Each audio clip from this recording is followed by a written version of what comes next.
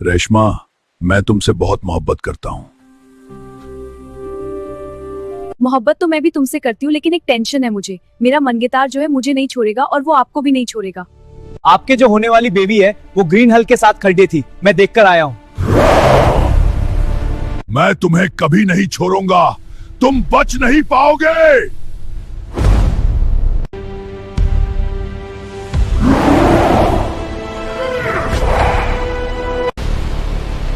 Fight करता।